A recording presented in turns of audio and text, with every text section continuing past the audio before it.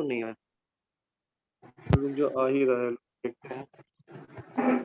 असल में class start करने में तो देर हो गया ना, और लोग को लग रहा होगा कि पता नहीं क्लास होगा कि नहीं, क्योंकि हाँ दूसरी जगह क्लास लेने में रह गए थे।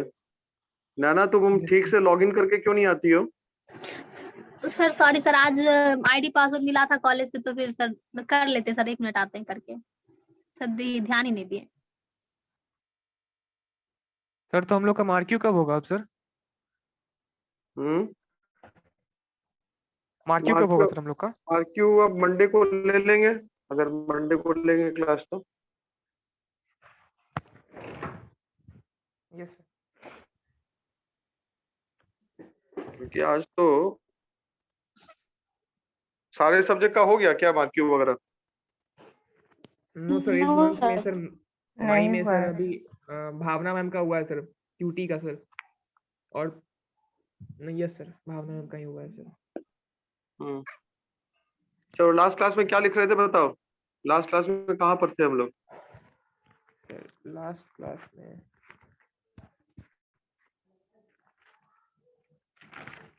सर फैक्टर कॉस्ट से स्टार्ट किए थे सर प्रीवियस क्लास में सर। मार्केट प्राइस तक हो गया था, एनआईटी वगैरह सब कुछ हो गया था। ये सर माइनस हो गया था, नेट इनडायरेक्ट टैक्स हो गया था, पॉजिटिव निगेटिव जीरो और इकोनॉमिक सब्सिडियरी, यस सर ये हो गया था सर। सब्सिडियरी नहीं है, सब्सिडी है, SUBSIDY सब्सिडी। चलो ठीक है, लिखना शुरू करो तो आगे। सब्सिडी। हाँ नेक्स्ट लिखना शुरू करो। Yes sir.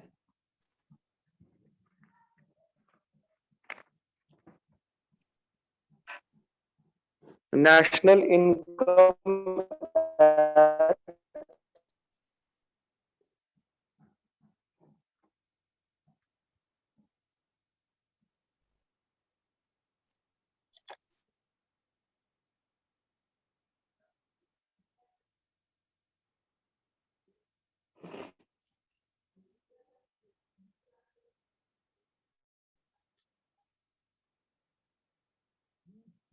Current price,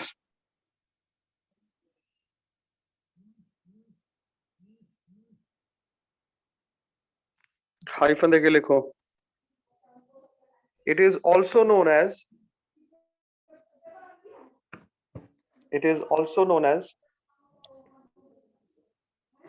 nominal national income.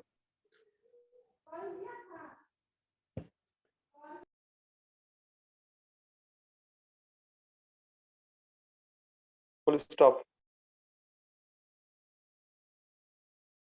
When we measure the national income,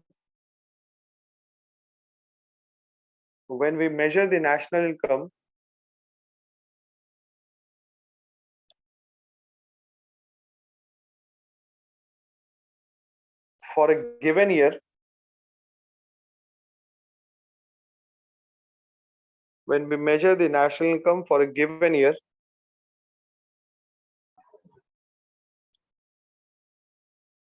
on the basis of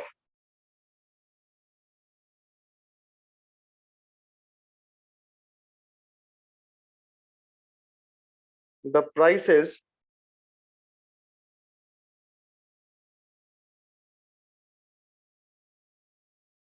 of the same year,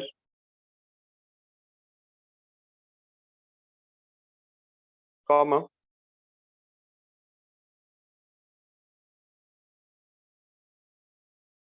it is called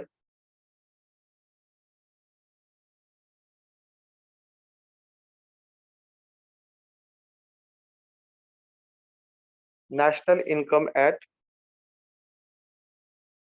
current prices.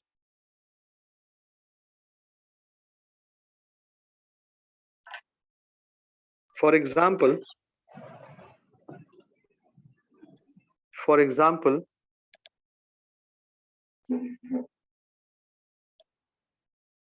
if we measure the national income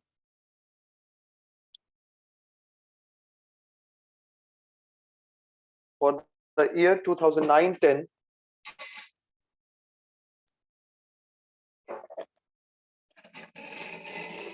on the basis of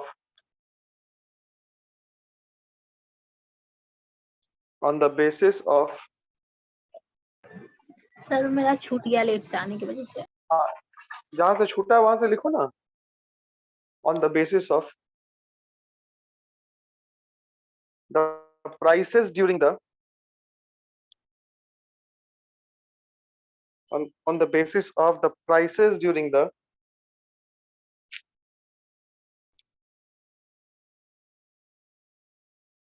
year 2009 itself, 2009-10 itself,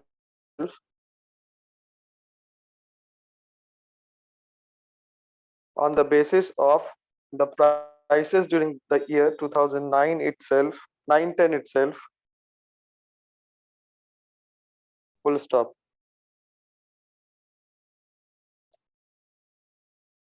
Paragraph change करना. According to economists,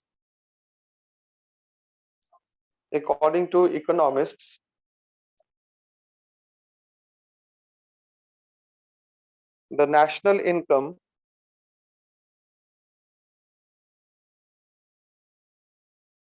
at current price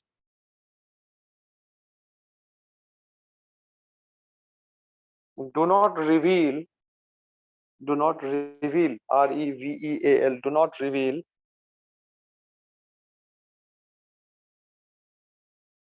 the correct estimate, comma,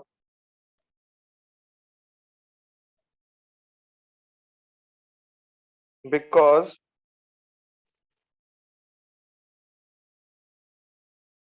the prices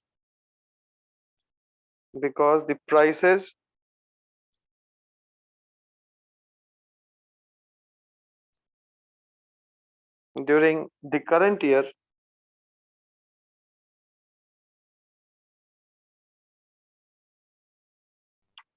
may have been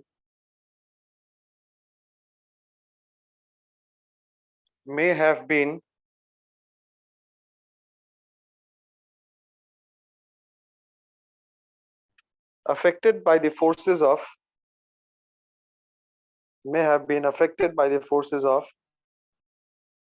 inflation and deflation.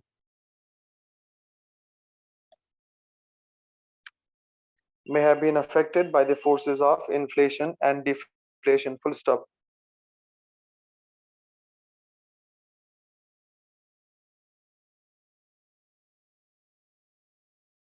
अब नीचे लिखना, national income at constant prices, national income at constant prices.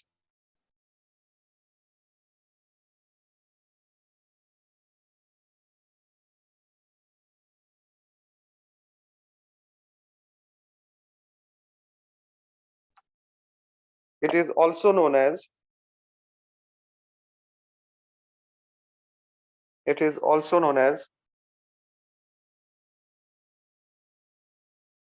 real national income. It is also known as real national income.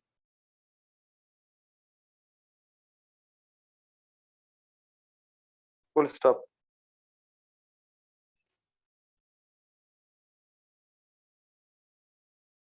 When we estimate the national income,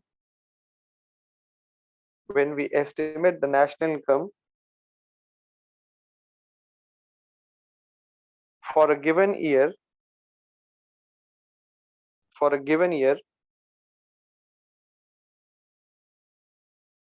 on the basis of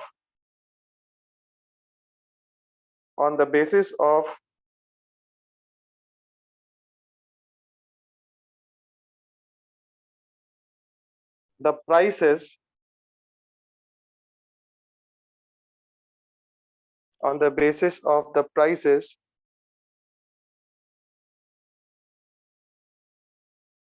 during the base year,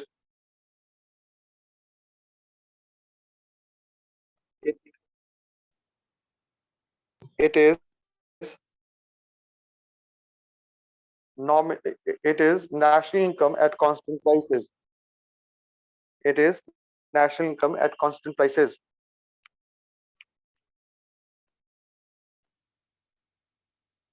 Full stop. नीचे star mark देके लिखिएगा। A base year is the year. A base year is the year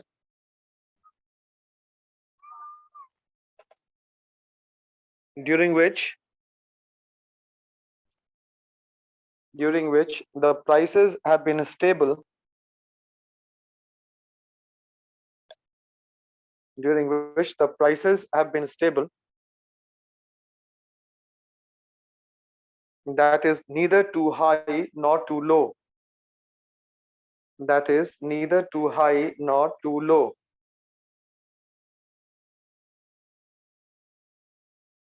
Second star देके लिखिएगा। The base year is fixed by. The base year is fixed by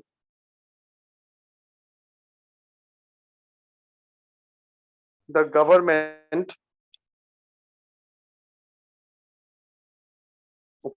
authorities.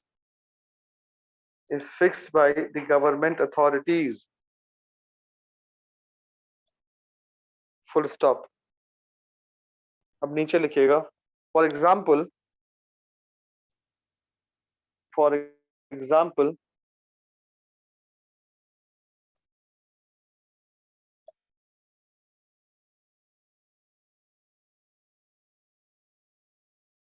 if we measure the national income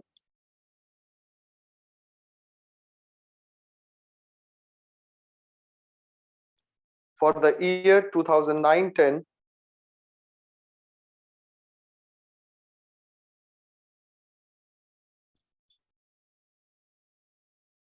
on the basis of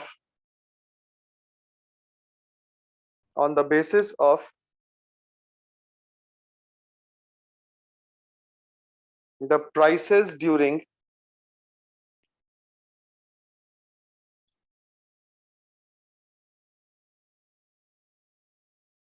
2004-5,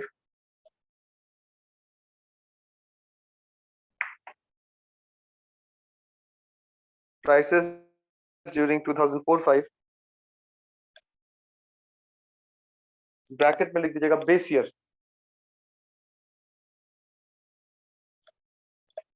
comma, it is national income at constant price.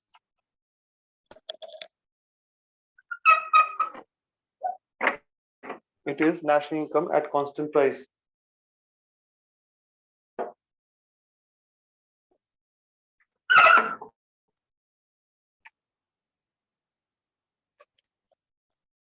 अब देखिए हम लोग national income निकालते कैसे हैं, मैं यहाँ पर एक्सप्लेन करूं आप लोगों को। How do we calculate national income. तो नेशनल इनकम निकालने का तरीका बहुत आसान है। सपोज करो कि जिस साल का भी नेशनल इनकम निकालना है, जिस साल का भी नेशनल इनकम, एनआई का मतलब क्या होता है, national income, right? Yes sir. Yes sir. तो अब अगर आप नेशनल इनकम निकाल रहे हैं, सपोज कीजिए कि नेशनल इनकम फॉर 2020-21 ही कर लेते हैं, 2020-21, ठीक है? तो कैसे निकालते हैं? जो 2020-21 में जो फाइनल गुड्स और सर्विसेज प्रोड्यूस किया गया था, उसको हम लोगों को देखना है। Yes sir. तो फॉर्मूला देखिए, quantity of final goods and services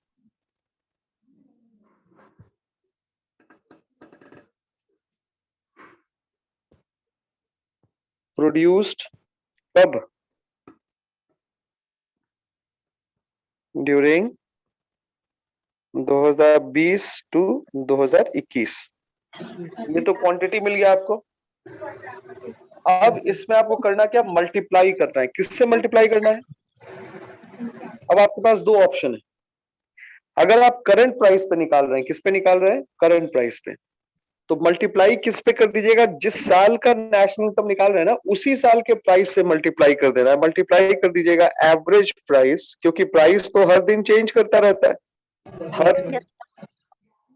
तो एवरेज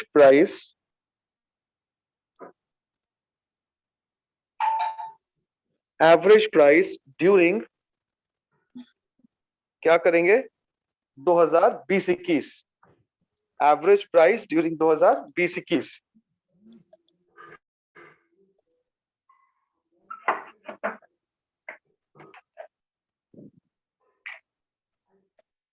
तो ये जो कॉन्सेप्ट है, ये कॉन्सेप्ट क्या हो गया, करंट प्राइस पे हो गया फिर कांस्टेंट प्राइस पे हुआ,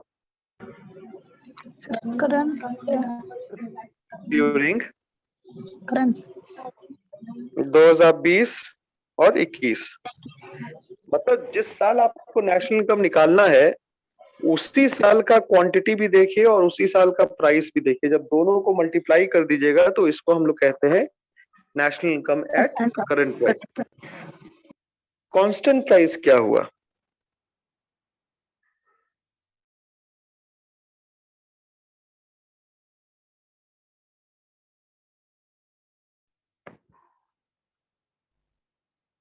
आप सपोज कीजिए national income at constant price भी आपको निकालना है, तो एनआई अभी भी हम लोग 2020-21 को ही माने, तो कैसे निकालेंगे, फॉर्मूला देखिए क्या है,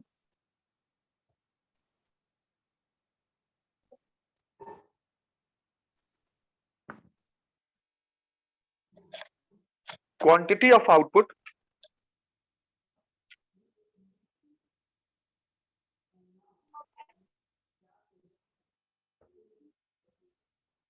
कौन सा आउटपुट, फाइनल लिखना भूल गए हैं इसलिए कंफ्यूज मत कीजिएगा, फाइनल यहाँ पे लिख के देते हैं, फाइनल आउटपुट, फाइनल गुड्स, ठीक है, यस सर, फाइनल आउटपुट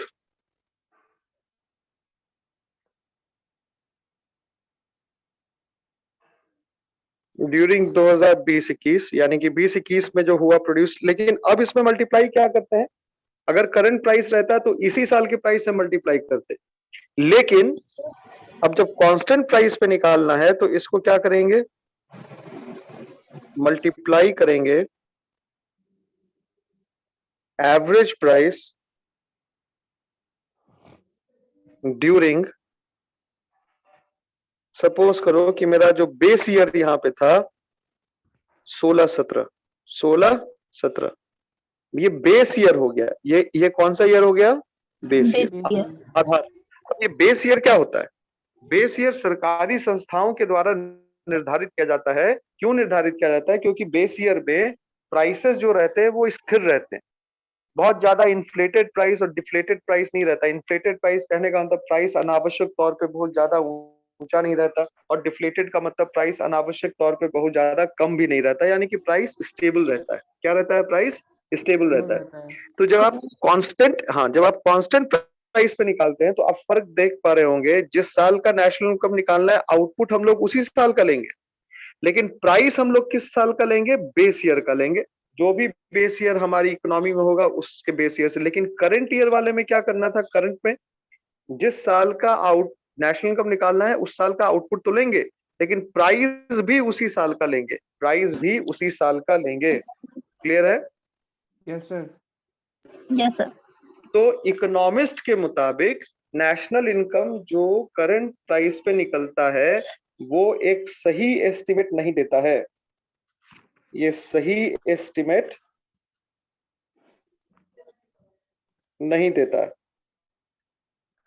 ठीक है, ये सही एस्टिमेट नहीं देता, ठीक है, नहीं देता, सही एस्टिमेट नहीं देता ही। लेकिन अगर हम लोग बात करें इसकी national income at constant price की, तो it gives correct estimate, it gives correct estimate. क्यों देता है करेक्ट एस्टिमेट? करेक्ट एस्टिमेट इसलिए देता है क्योंकि प्राइसेस स्टेबल रहता है, प्राइस ना तो जरूरत से ज्यादा बढ़ा हुआ रहता है ना जरूरत से ज्यादा घटा हुआ रहता है, प्राइस स्टेबल रहता है। Am I clear? Yes sir. तो नेशनल इनकम जो हम लोग बना रहे हैं उस नेशनल इनकम में जो अभी जो हम लोगों ने पढ़ा करंट प्राइस और कांस्टेंट प्राइस, तो इसमें आप लोगों को बताना क्या चाहिए, डिफरेंस, कि करंट प्राइस और कांस्टेंट प्राइस में क्या डिफरेंस हो सकता है। आप में से कोई बताएगा? नेशनल इनकम, करंट प्राइस और कांस्टेंट प्राइस में क्या डिफरेंस हो सकता है?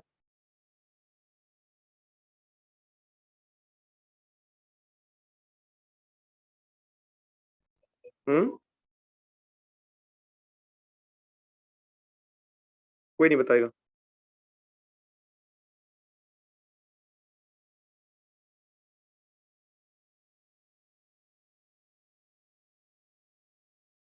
हम बताएं?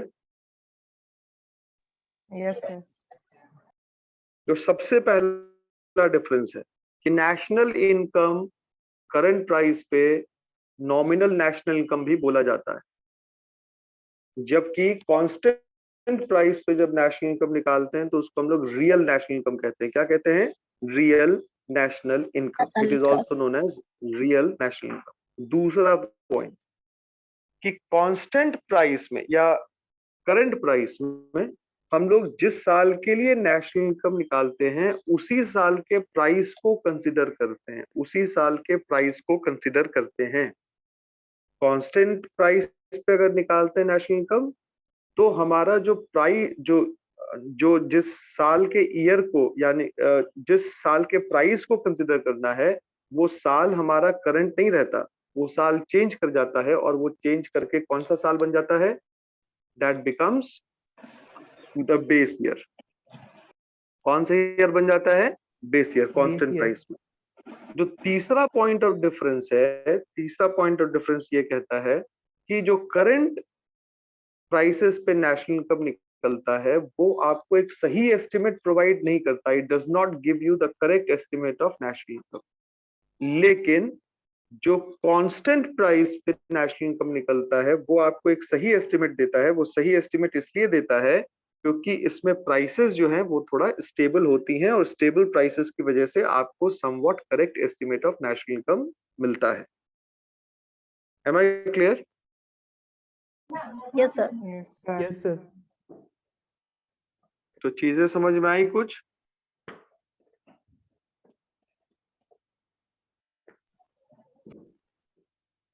हेलो? यस सर, समझ में आया। चलो ठीक है। तो अब नेक्स्ट क्लास में फिर हम लोग देखते हैं, आगे बढ़ेंगे। यानी कि तुम लोग 445 और वो 444 सब एक ही साथ चल रहे हो अभी, कोई आगे पीछे कुछ भी नहीं है। ठीक है?